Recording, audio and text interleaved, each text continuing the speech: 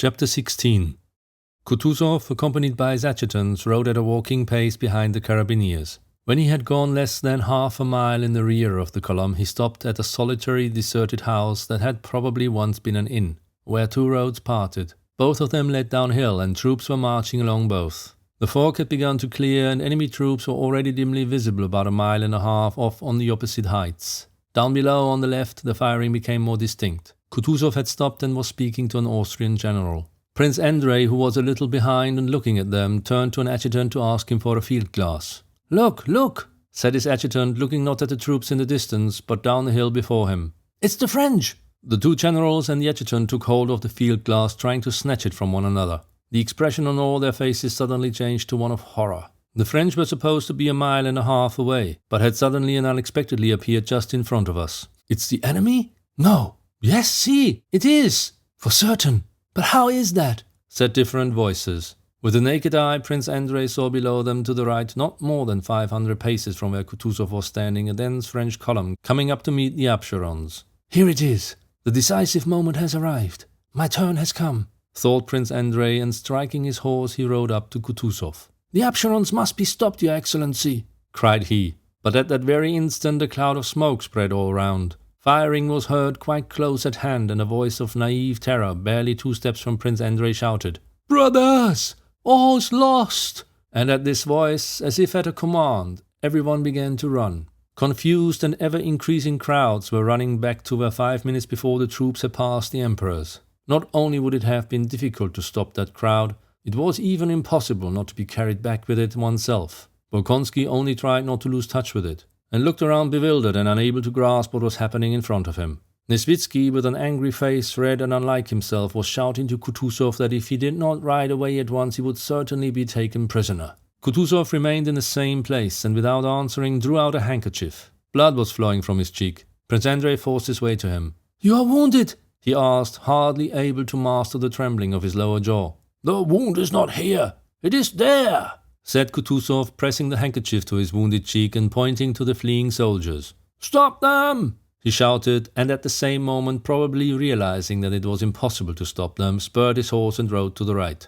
A fresh wave of the flying mob caught him and bore him back with it. The troops were running in such a dense mass that once surrounded by them it was difficult to get out again. One was shouting, "Get on, why are you hindering us?" Another in the same place turned round and fired in the air. A third was striking the horse Kutuzov himself rode. Having by a great effort got away to the left from that flood of men, Kutuzov, with his suite diminished by more than half, rode towards a sound of artillery fire nearby. Having forced his way out of the crowd of fugitives, Prince Andrei, trying to keep near Kutuzov, saw on the slope of the hill amid the smoke a Russian battery that was still firing and Frenchmen running towards it. Higher up stood some Russian infantry, neither moving forward to protect the battery nor backward with the fleeing crowd.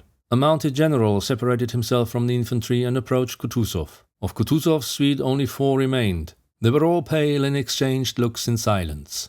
"Stop those wretches!" gasped Kutuzov to the regimental commander, pointing to the flying soldiers. But at that instant, as if to punish him for those words, bullets flew hissing across the regiment and across Kutuzov's suite like a flock of little birds. The French had attacked the battery, and seeing Kutuzov were firing at him. After this volley, the regimental commander clutched at his leg. Several soldiers fell, and a second lieutenant who was holding the flag let it fall from his hands. It swayed and fell but caught on the muskets of the nearest soldiers. The soldiers started firing without orders. "Oh, groaned Kutuzov despairingly and looked around. "Bolkonsky!" he whispered, his voice trembling from a consciousness of the feebleness of age. "Bolkonsky!" he whispered, pointing to the disordered battalion and at the enemy. "What's that?" But before he had finished speaking, Prince Andrei, feeling tears of shame and anger choking him, had already leapt from his horse and run to the standard. "Forward, lads!" he shouted in a voice piercing as a child's.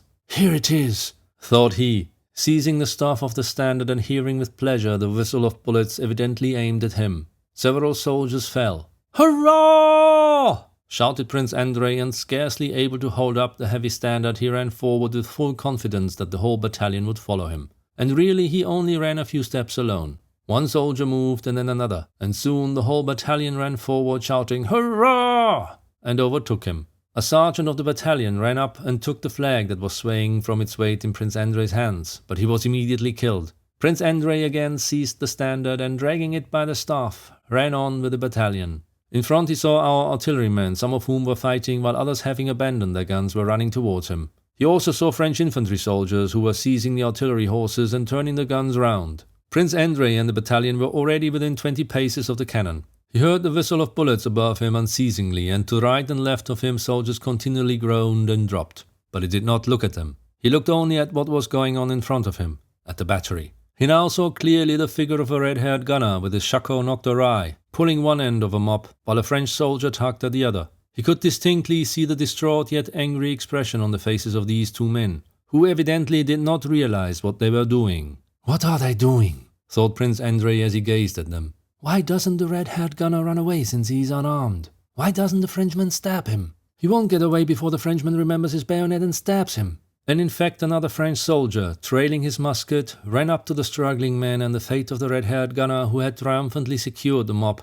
and still did not realize what awaited him, was about to be decided. But Prince Andrei did not see how it ended. It seemed to him as though one of the soldiers near him hit him on the head with the full swing of a bludgeon. It hurt a little, but the worst of it was that the pain distracted him and prevented his seeing what he had been looking at. "What's this? Am I falling?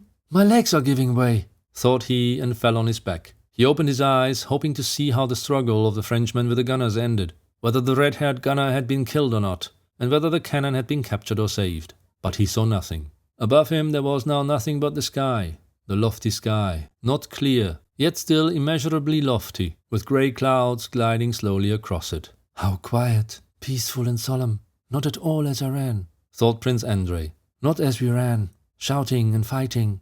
Not at all as the gunner and the Frenchman with frightened and angry faces struggled for the mop. How differently do those clouds glide across that lofty infinite sky. How was it I did not see that lofty sky before? And how happy I am to have found it at last. Yes, all is vanity, all falsehood, except that infinite sky. There is nothing, nothing but that. But even it does not exist. There is nothing but quiet and peace. Thank God."